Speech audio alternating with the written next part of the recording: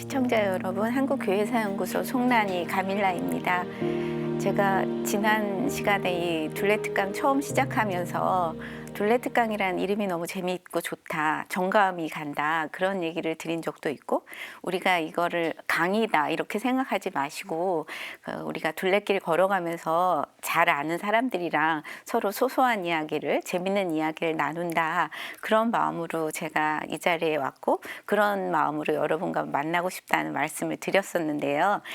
지난번 강의들을 어떻게 들으셨는지 또 보셨는지 잘 모르겠어요. 그래서 일하시면서 이렇게 귀로만 들으실 수도 있고, 또 다 이렇게 일하시면서 귀로 들으시다가도 또 혹시 재밌는 소재인 것 같아 그러면 또 오셔서 직접 보셔도 되고, 이렇게 편하게 저랑 그렇게 이야기하면서 이 시간이 진행이 됐으면 좋겠습니다.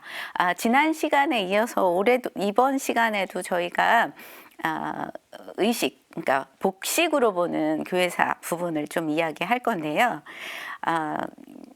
요새 주보에도 그런 게 가끔 나오죠. 이제 여름 되면, 그러니까 민소매, 너무 짧은 반바지 이런 거 입고 성당에 오지 않아야 한다. 그 다음에 또 뭐 이렇게 슬리퍼 이런 거 신지 않고 오면 좋겠다라는 규정을 이제 여름이면 항상 가끔 주보에 그런 공지가 나는 거를 보셨을 거예요. 그리고 또 이제 신부님이나 본당마다 좀 다른 것 같은데, 어디는 꼭 미사보에 대한 거를 또 이렇게 좀 여러 차례 강조하시는 분들도 계시고, 또 그런 거에 대해서 뭐 별 상관 안 하시는 분들도 계시고, 또 모자 쓰는 것 부분도 좀 그러신 것 같아요. 근데 우리 초기 교회 신자들에게는 복장 규정이 있었어요. 그리고 초기 교회 그 사제들에게도 복장 규정이 있었어요.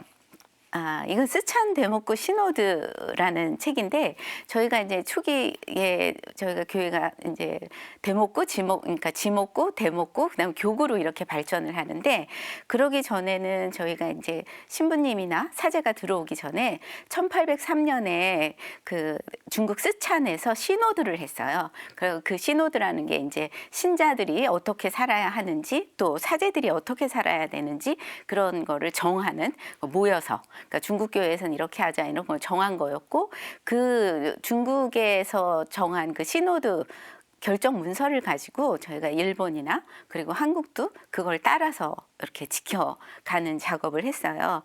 여기 스촨 데모크 시노드는 저희가 한국교회사연구소에서 전체를 번역을 해서 이렇게 책으로 내놨는데, 제가 그걸 뭐 10개의 장으로 돼 있어요. 그래서 그 중에 이제 저희가 찾아보면서 복식에 관한 규정이 어떤 게 있었나 그래서 찾아봤어요. 거기에도 그 특이한 그런 어떤 뭐 복식 규정이 있는데, 예를 들면 뭐 여자들은 고해성사를 볼 때나 미사에 참례할 때는 꼭 머리 가리개를 써야 한다. 그러니까 뭐 미사보나 이제 머리 쓰개를 써야 한다. 이런 이야기가 있고, 그와 반면에 또 사제들은 주로 공공적인 장소에서는 검은색이나 푸른색 옷을 입어야 된다. 그리고 사제들은 옷에 대해서 막 좋은 거, 또 뭐 이렇게 패셔너블한 거 이런 거를 찾을 필요가 없다. 그저 몸을 가릴 수 있는 그런 의복이면 된다. 이런 것들을 구체적으로 그 규정에 적어놨어요.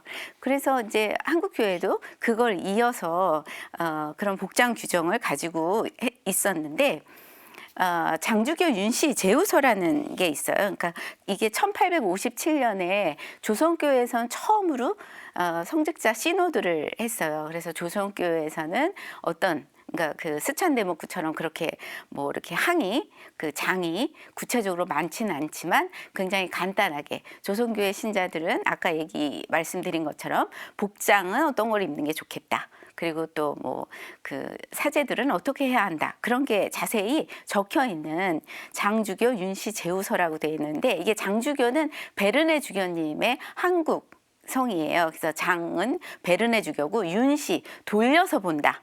그래서 여기 처음에 시작할 때 장주교 윤씨 제후서라고 되어 있고, 이 편지는 주교께서 모든 교우들에게 돌려서 보라고 쓰신 거다라는 내용으로 시작을 해요. 그 중에 이제 그 내용 중에 그 복장 규정이 있는데, 한번 같이 보시면, 미사와 모든 예절, 참례 시에 버선 신고 옷을 단정히 하되 남자 교우는 망건을 쓰고 소창옷을 입으며 여자 교우는 머리에 넓은 수건을 쓸 것이다 라고 제가 적혀 있는 거를 그 장주교 윤씨 제후서의 한 부분을 제가 이렇게 뽑아봤어요. 그리고 신사 앞에 올 때, 여기서 말하는 신사는 신부님 말하는 거죠. 신부님 앞에 올 때도 남자 교우는 버선을 신어야 되고 또 망건을 쓰고 단정하게, 그리고 소창옷을 입어야 한다. 소창옷이라는 게 약간 소창의라고 두루마기보다 조금 이렇게 간편목 같은, 두루마기처럼 거치장스럽지 않은 좀 그런 옷이에요. 저희가 이제 장주교 윤시제후서를 가지고 계속 하다가 1887년에 불랑주교님이 오셔서 이제 조선교회 관례집이란 꾸뚜미에르라는 조선교회에서 관례로 이제 이걸 지도서 같은 거죠. 이걸 지켜야 한다라는 거를 이제 책으로 만들어서 내셨어요. 이거는 홍콩에서 인쇄를 해갖고 들어온 건데 거기에도 복장 규정이 있어요. 거기 복장 규정을 보시면 전례와 공적 모임에서 남자들은 최소한 작은 긴 옷, 제가 아까 말씀드렸죠. 소창옷을 입어야 하고 버선, 그리고 망건을 항상 착용해야 한다. 그러지 않으면 참석이 허용되지 않는다. 이렇게 딱 규정을 적어 놓으셨어요.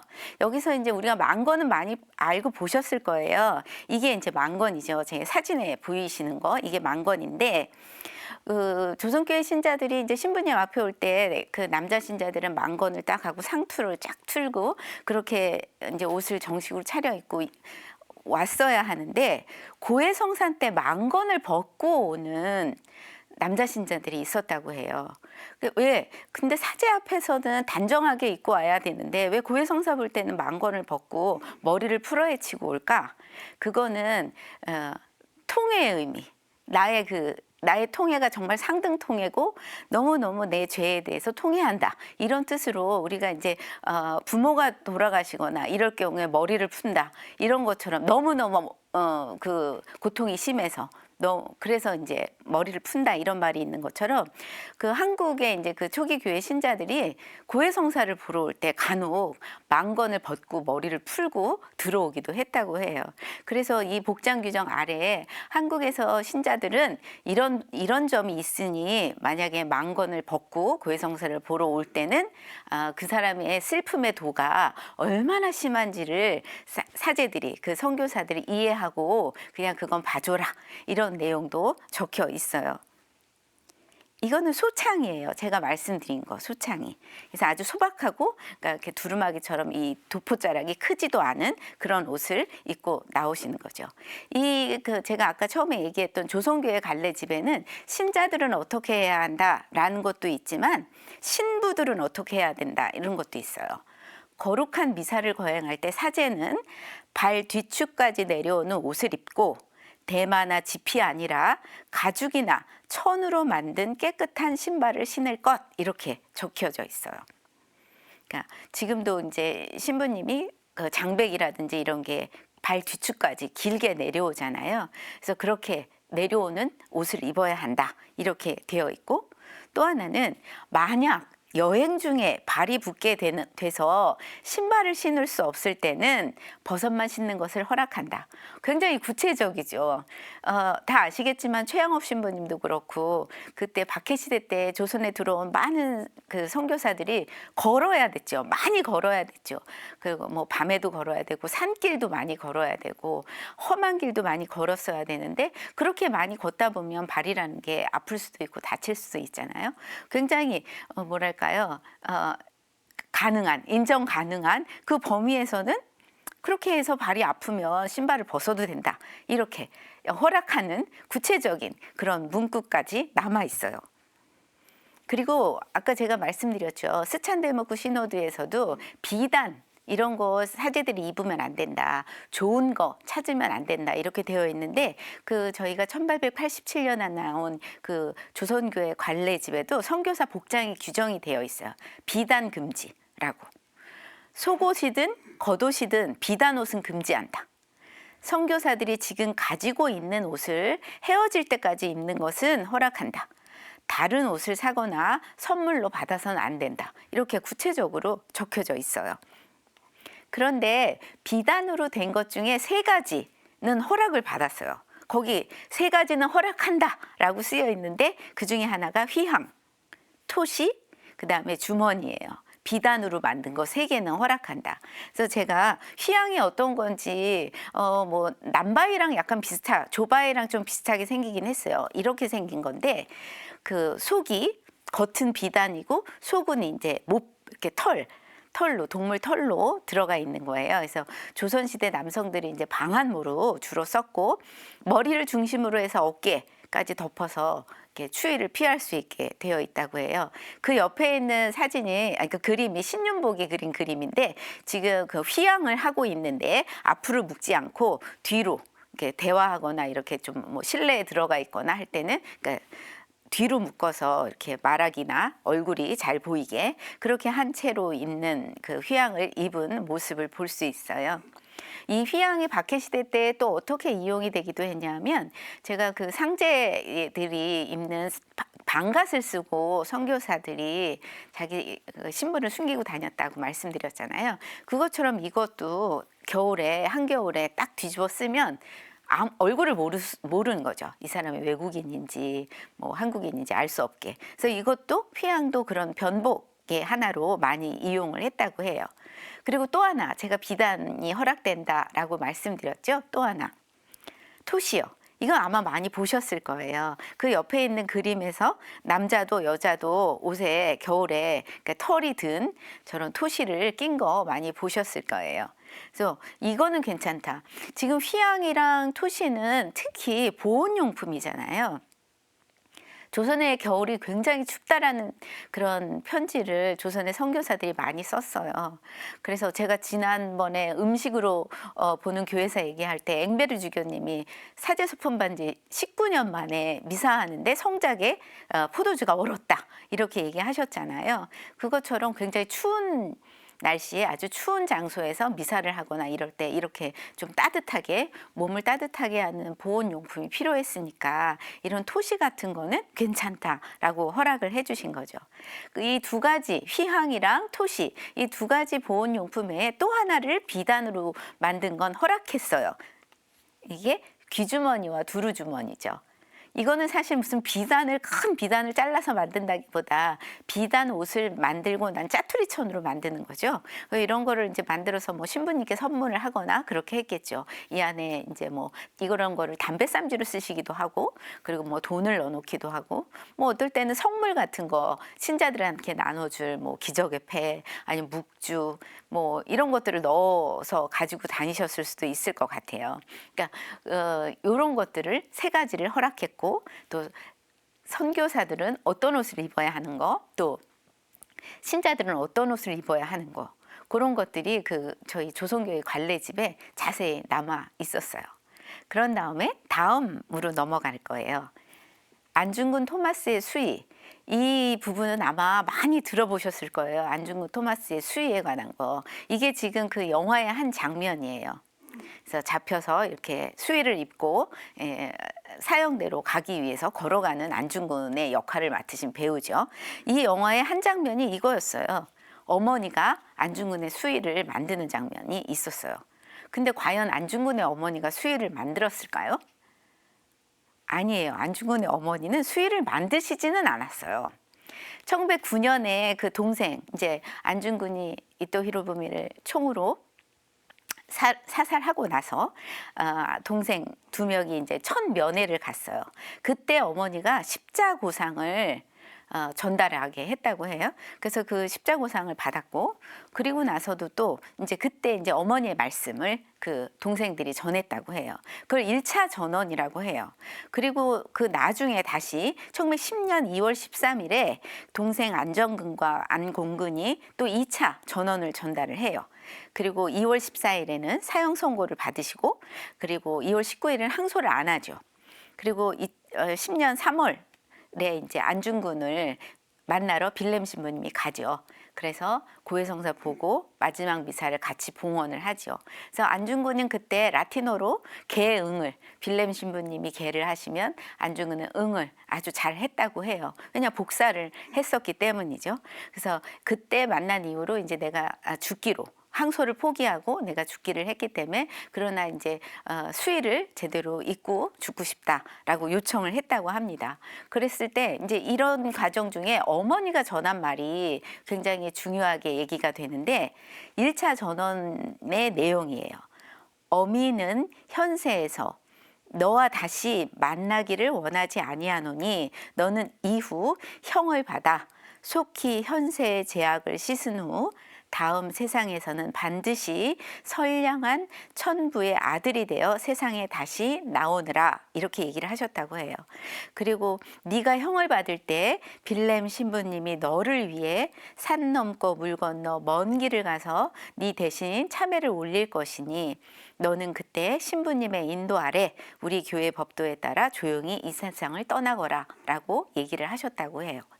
그리고 두 번째 전언은 결국 사형 언도를 받는다면 깨끗이 죽어서 명문가에 이름을 더럽히지 않도록 빨리 천국 하느님 곁으로 가도록 하라 이렇게 얘기를 했다고 하죠. 그래서 제가 이제 앞서 말씀드린 것처럼 어머님이 직접 수의를 만드시진 않았지만 안중근이 그 수의를 요청을 했어요. 그래서 안중근의 수의에 대한 게 그 당시에 만주에 있는 신문에 실렸어요. 1910년 3월 16일에 안중근에 이렇게 얘기했다고 해요. 내 의복은 피가 묻어 더러워졌으니 조선의 흰옷으로 빨리 바꿔 입고 싶다고 하였다. 이미 주문했으니 곧 올 것이라는 동성의 말에 안중근이죠. 안중근은 그런가 하며 심히 만족한 듯했다. 그리고 나서 이제 3월 24일에 신문에 이렇게 이렇게 실리죠. 안중근이 주문한 흰색 한복은 2, 3일 전, 그러니까 형이 집행되기 며칠 전, 그러니까 21일에서 22일경으로 지금 추정이 돼요. 그때 류슌의 객잔에 머물고 있는 두 동생의 앞으로 보내져 왔다. 가격은 56원으로 매우 훌륭한 것이라 한다. 이렇게 구체적으로 안중근의 수위가 얼마였으며 그게 어떻게 받아들여졌으며 어떻게 도착했으며까지 이렇게 신문에 자세히 실릴 정도로 안중근은 그 당시 굉장히 여러 매체의 주목을 많이 받고 있었죠. 이게 이제 순국 5분 전에 찍은 사진인데 이제 그 구입한 그 수의를 입고 딱 마음의 준비를 하고 있는 거죠. 이때 이제 안중근은 편지를 여러 장을 남겨요. 그 중에 어머니께 남긴 편지가 있습니다. 야소를 찬미합니다. 우리가 예수를 야소라고 했죠. 그래서 예수를 야소교라고 많이 부르기도 했죠. 일통 상하에, 그러니까 고향의 교우 여러분께 문안도 드리지 못하고 이렇게 간다. 이 얘기를 이제 하는 거죠. 반드시 주교를 전심 신앙하시어 후일 천당에서 기쁘게 만나 뵈었겠다고 전해 주시기 바랍니다. 라고 어머니한테 편지를 하면서 그 중에 한 구절로 고향에 있는 교우들에게도 잊지 않고 안부를 전하죠. 그 청계동 교우들 또 회주에 있는 그 안중근을 알고 있는 모든 사람들이 에 대해서 안중근은 굉장히 애착과 애정이 많이 있었죠. 그래서 한국인들에 대한 교육, 대학 교육 같은 것이 굉장히 중요하다라고 또 이야기하기도 하죠. 그래서 이렇게 편지를 하고 이제 안중근은 어머니가 만들진 않았지만 가족들이 준비한 수의를 입고 처형대로 나가죠. 그리고 나서 안중근이 처형이 되고 나서 빌렘 신부가 전보를 받아요. 미사 끝나고 그때가 이제 부활 때였습니다. 빌렘 신부 기록에 보면은 그 내용이 자세히 적혀 있어요. 부활절 미사와 알렐루야를 바치고 난 후 추기를 위해 사방에서 모인 신자들이 환희에 차 있는 가운데 기다렸던 것이긴 하지만 끔찍한 전보가 도착했습니다. 사형이 집행되었음. 환희에 찬 떨림으로 여전히 온기가 남아있던 종이 이번에는 천천히 조종을 울렸고 신자들은 흐느끼며 경당에 모여 연도를 바쳤습니다. 여러분의 기도 중에 제 마음을 그토록 아프게 했던 이 영혼을 기억해 주시기 바랍니다.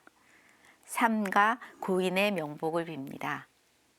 라고 이제 빌렘 신부님이 안중근의 죽음에 대해서 기록을 했고 그때가 마침 부활절 미사 그리고 알렐루야를 외치고 신자들이 환희에 차 있을 때 그런 전보를 받으신 거죠.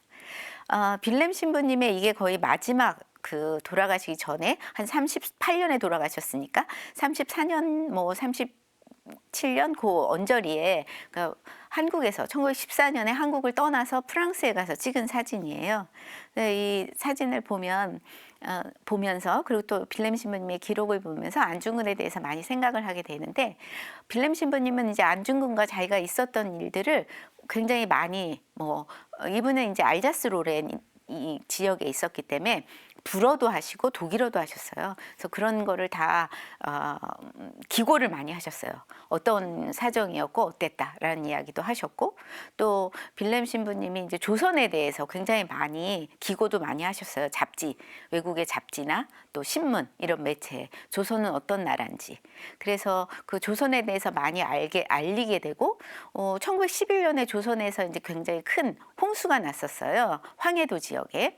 그때 홍수가 났을 때도 빌렘 신부님이 그런 잡지나 이런 데 기고를 해서 그 빌렘 신부님의 고향인 알자스 로렌 지방의 사람들이 굉장히 이렇게 돈을 많이 보내줘서 수해 복구를 할 수 있었다. 그래서 그거에 대해서 굉장히 감사하다라고 얘기를 하면서 그 편지 중에 제가 읽은 대목 중에 굉장히 기억에 남는 게 있는데 그 알자스 로렌 지방에서 이제 저희한테 그 돈을 많이 보내주셨고 그런데 거기 분들이 한국인들이 만든 묵주 조선 신자들이 만든 묵주가 굉장히 효험이 있다더라.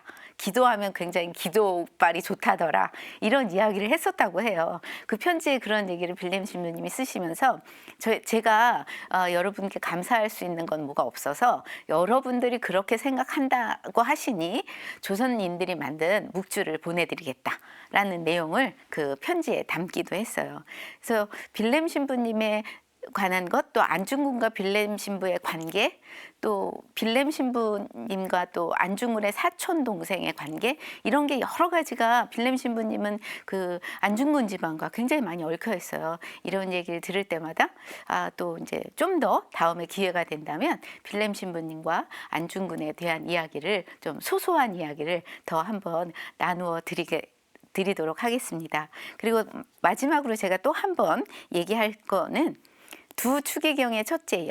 제가 두 추기경이라고 했지만 뒤에 마지막 제의 때문에 그랬어요. 제가 이제 소개를 해드릴 거는 세 명의 추기경님의 그 제의에 대해서 얘기하고 그리고 이제 정진석 추기경님과 김수환 추기경님의 그 마지막 제의, 그러니까 수의죠. 그거에 대해서도 말씀을 드리려고 합니다. 이것이 이제 김수환 추기경님의 그 사제소품 받으실 때 입으신 첫 제의세요. 굉장히 예쁘고 단아하죠.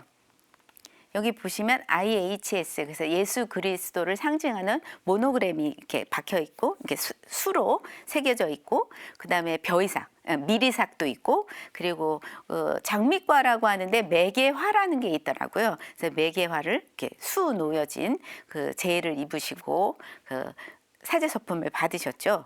그래서 이거는 이제 어머니와 새 신부 김수환이라고 제가 이제 이름을 붙였는데 아까 보여드렸던 그 제의를 입으시고 그 제의 안에는 영대예요. 이때 입으신 제의가 로마식 제의인데 이 제의 입으실 때 그 안에 이제 영대를 입으세요. 속으로. 그 사진을 좀 자세히 보시면 그 추기경님 그 앞섭을 보시면 거기 영대를 속에다 이렇게 이렇게 X자로 하신 거를 보실 수 있을 거예요. 그래서 어머니와 이렇게 나란히 앉아 있는 사진이 남아 있어서 제가 이거 여러분께 보여드리려고 가져와 봤습니다. 김수환 추기경님이 사제소품 상본 이거 아마 보신 분도 계시고 안 보신 분도 계실 텐데요. 사제소품 상본에 저희 연구소에 이게 마침 소장이 돼 있는데 김수환 추기경님 직접 사인하셨어요. 김수환이라고.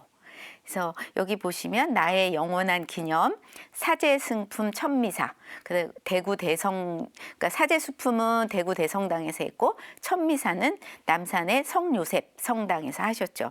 그래서 천주여 나를 긍휼히 여기소서, 그 천주여 나를 불쌍히 여기소서 그 부분이죠. 그래서 김수환 스테파노 추기경의 이 사제소품 상본이 이렇게 그 천미사 제의와 함께 한번 보여봐 드렸어요.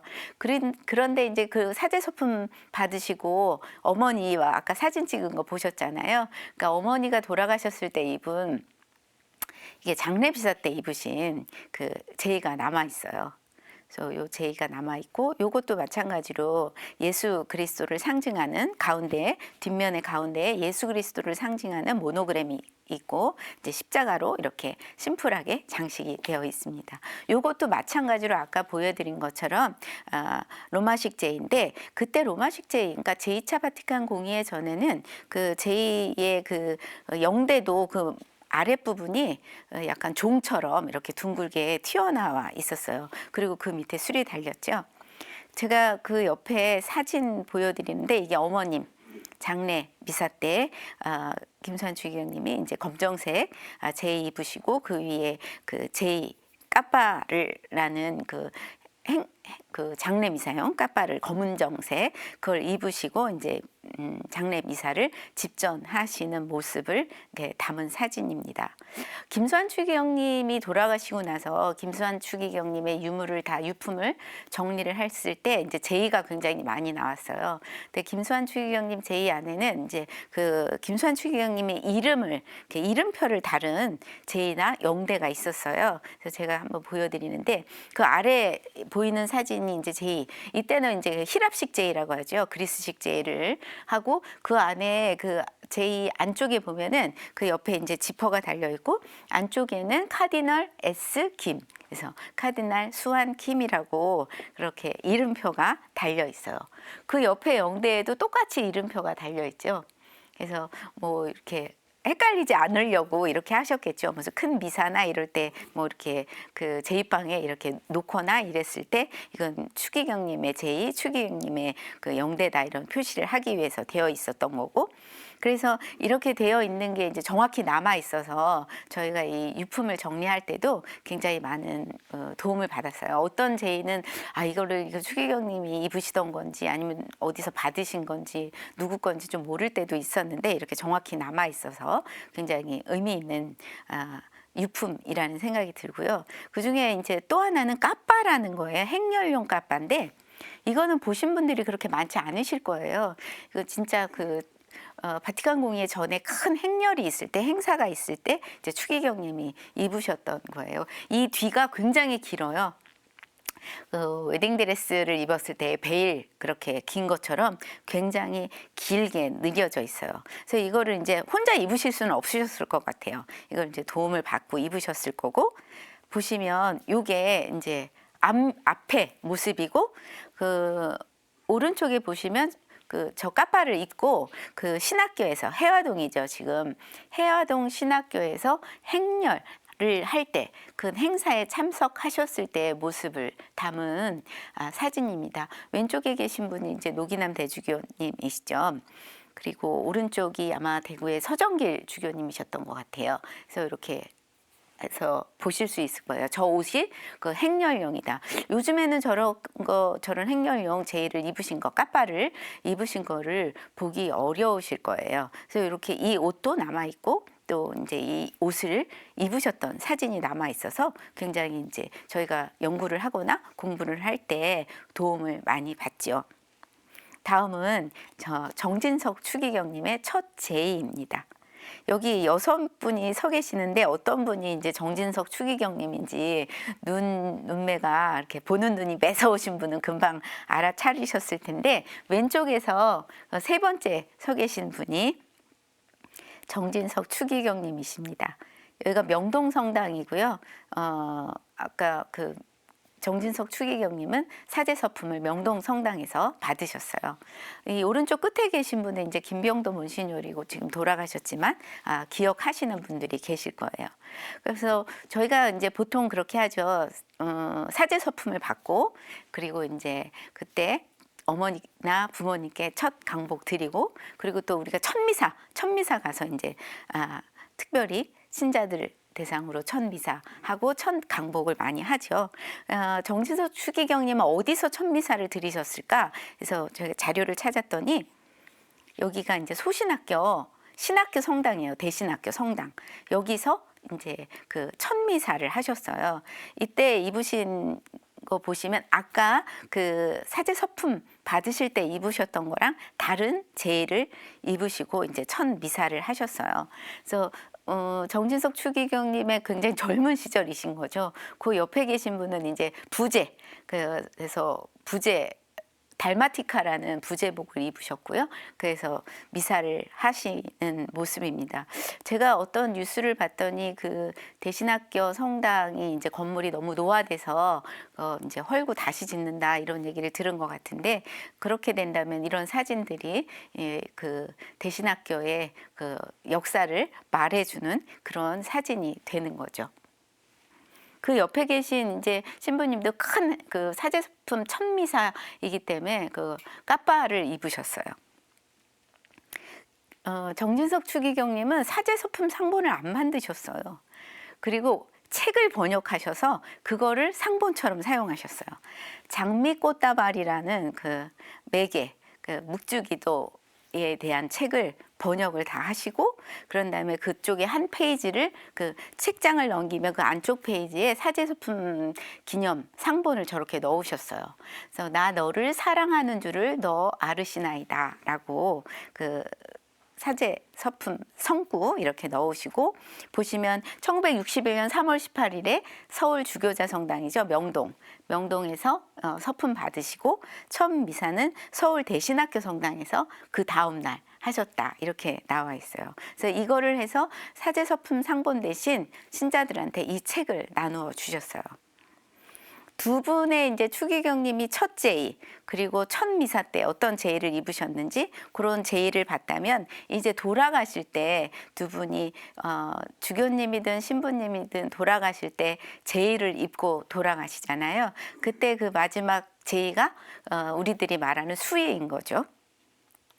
요거는 이제 김수환 추기경님이 돌아가셨을 때 모습을 찍은 거예요. 명동성당에 이제 계실 때 요 이제 수의를 입고 돌아가셨어요.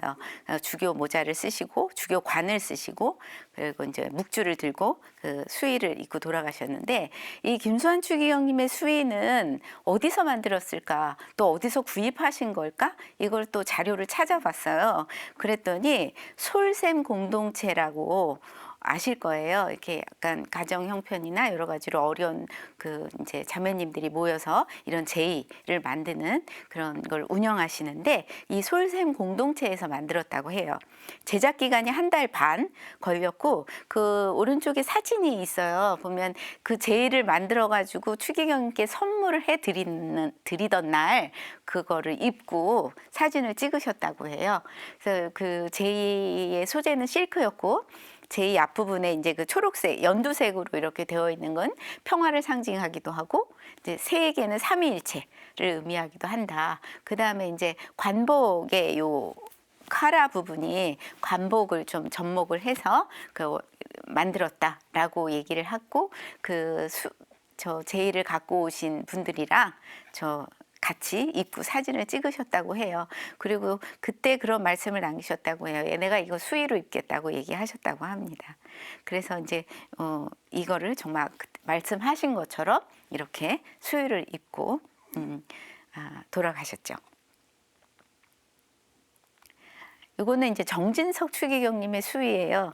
그 정진석 추기경님은 그 제의를 많이 이제 그 가톨릭 회관에서 판매 많이 하시죠. 예수의 성모 수녀회에서 지인이 구입을 해가지고 그 추기경님께 전달을 했다고 해요. 그래서 선종 1년 전에 이걸 선물로 받으셨다고 하고, 그거 잘 갖고 계시다가 이제 돌아가실 때 수의를 입으셨고, 주교관은 이제 평소에 사용하시던 것을 쓰셨다고 합니다.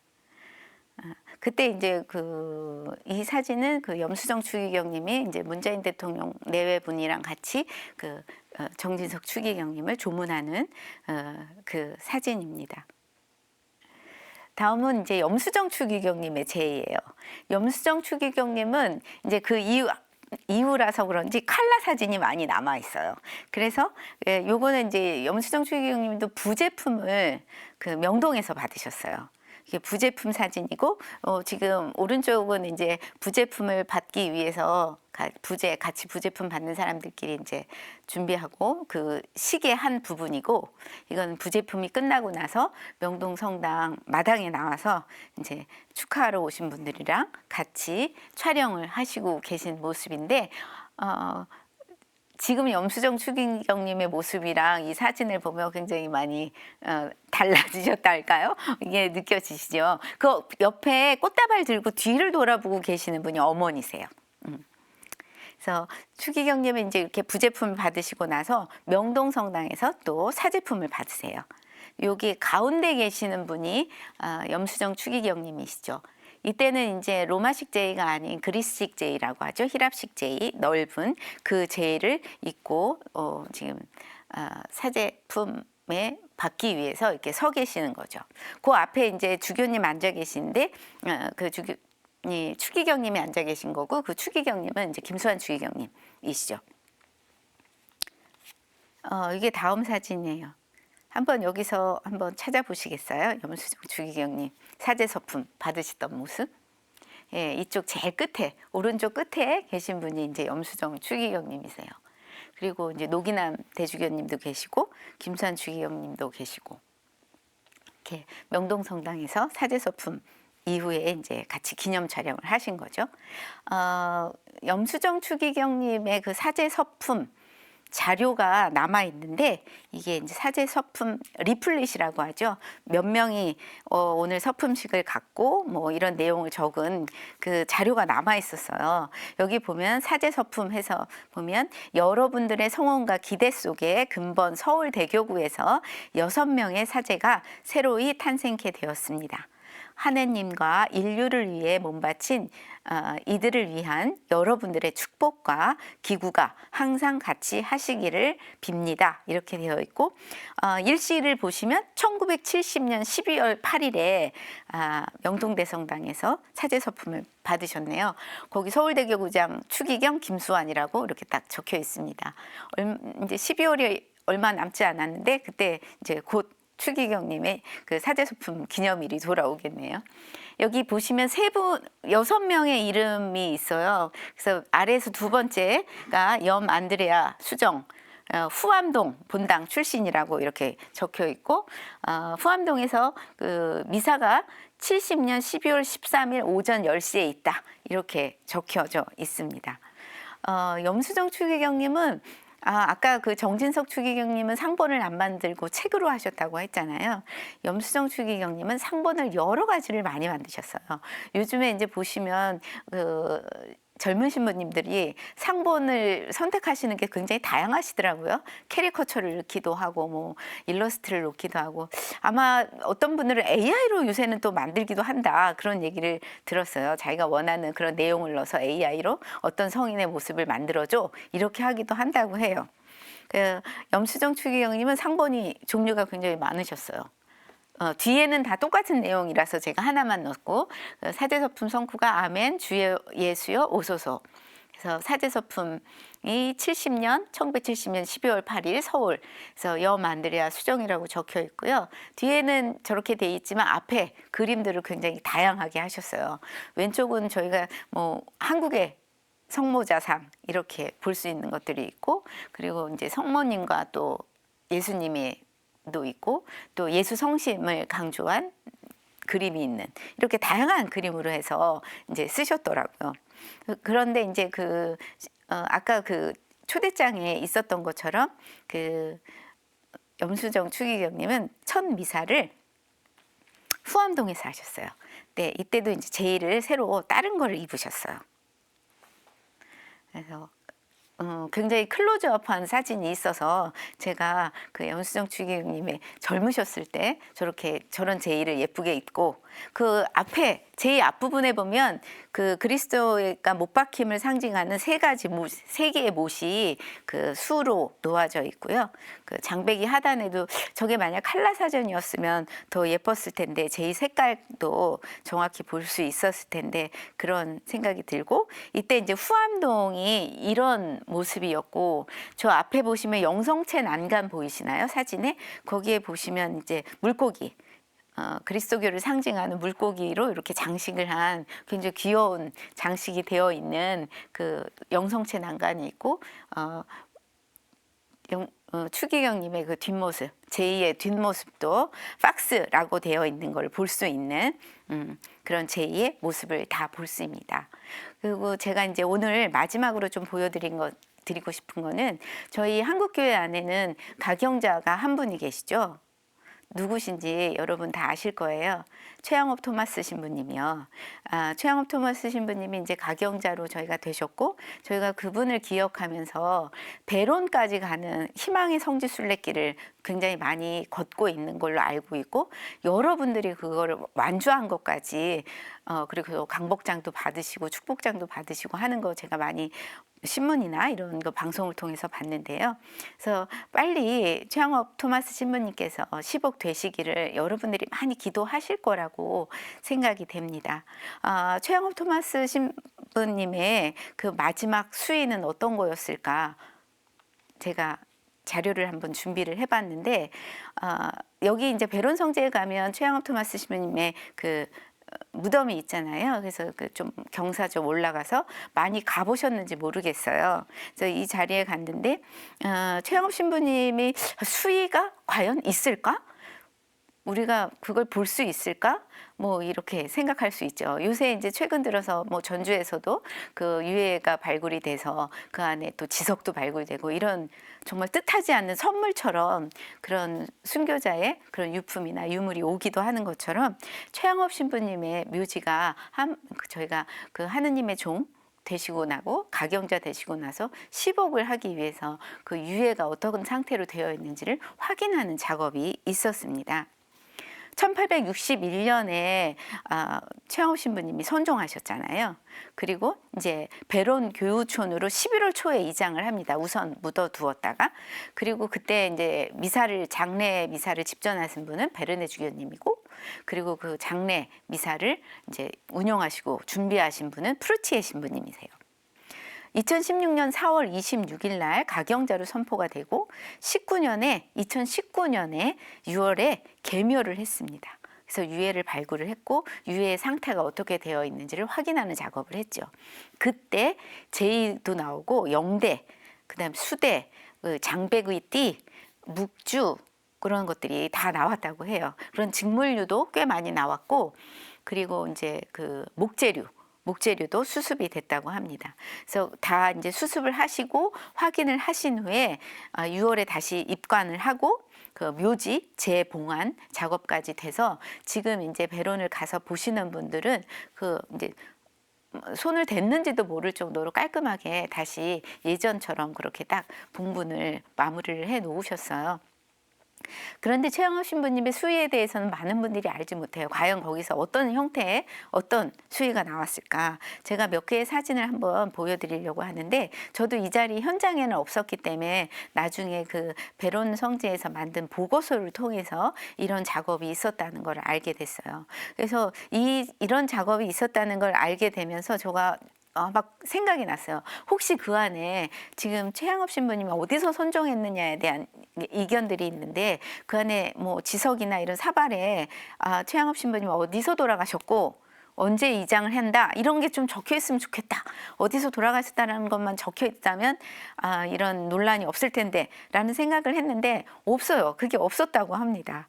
그래서 오로지 이런 그 명정이죠. 관 위에 덮는 거, 이게 발견이 됐고, 수위로 마지막 수위로 입으신 제이가, 초록색 제이가 이렇게 그대로 남아 있었다고 합니다.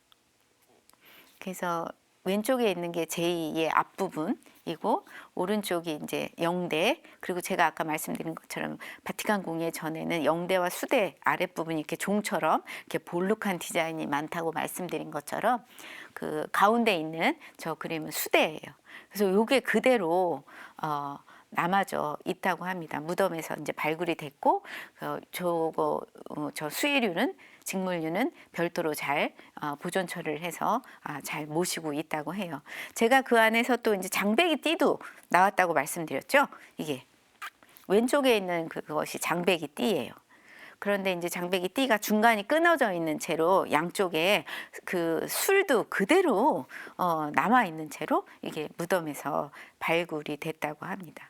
그리고 오른쪽에 있는 건 그 천의 한 조각인데 그 이제 그 속옷일까 어떤 부분의 한 조각이라고 해요. 그래서 그 천 조각이 이렇게 남아져 있어서 우리가 이 그 무덤 안에 최양업 신부님의 제의가 이렇게 수의로 사용이 됐고 이게 남아져 있고 그 갑작스러운 선종 안에서도 신자들이 그 제의를 준비해서 최양업 신부님께 입혀드리고 또 장례식을 잘 해서 또 주교님이 오셔서 마지막을 조선의 두 번째 신부를 잘 보내는 그 장면까지 떠올리면서 우리가 이렇게 순례길을 걸을 때 그 배론 성지를 가거나 최양업 신부님의 그 순례길을 사목하시는 길을 걸어가면서 이런 지식을 알고 이러셨지라는 걸 좀 떠올리면서 가시면 좀 더 이렇게 마음적으로 여러 가지가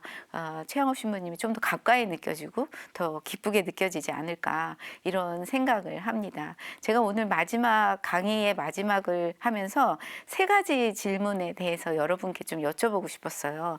혼인 성사 때 이제 결혼을 하신 분들은 모두 성당에서 결혼을 하신 분들은 모두 이 세 가지 질문을 받으셨을 거예요. 첫 번째는 어떠한 강박도 없이 자유의지로 하는 혼인이냐 이거를 물으실 거고 그랬을 때 네라고 대답을 하셨겠죠. 그 다음에 일생 서로 사랑하고 존경하겠느냐 그거 질문에도 네라고 대답을 하셨을 거예요. 그리고 마지막으로는 그리스도와 교회의 가르침에 따라 자녀를 잘 양육하겠느냐 이거를 물으셨을 거예요. 그래서 그것도 네라고 대답을 하셨겠죠. 저희 부모님도 해화동 성당에서 혼배를 하셨는데 그 어머니와 결혼하기 위해서 아버지가 이제 영세를 받으시고 이렇게 결혼을 하셨어요. 이 세 가지 질문을 하셨고 제가 이 자리에 있다는 거는 저희 어머니 아버지께서 그 마지막에 그리스도와 교회의 가르침에 따라 자녀를 잘 양육하신 게 아닌가 이런 생각이 듭니다. 그래서 저희가 이제 이런 강의를 듣고 이런 교회의 소소한 이야기를 나누는 거는 아이들에게 우리의 이제 후세에게 또 이런 믿음 굳센 신앙 선조들이 가졌던 굳센 믿음을 좀 이렇게 물려주고서 또 우리 신앙을 또 소소하게 이야기해주면서 아이들에게 그래서 그 믿음이 선조의 믿음에 뿌리를 두고 점점 무럭무럭 자라서 또 가치 판단의 기준도 되고 또 한국교회가 성장하는데 지름길이 되지 않을까 그렇게 생각이 됩니다. 여러분도 오늘 이 강의 들으시고 한번 나는 혼배 때 몇 가지 이 세 가지 질문에 어떻게 대답했으며 과연 그 세 가지 질문을 어떤 식으로 살아갔는지 한번 생각해 보시는 시간을 가지셨으면 좋겠습니다. 감사합니다.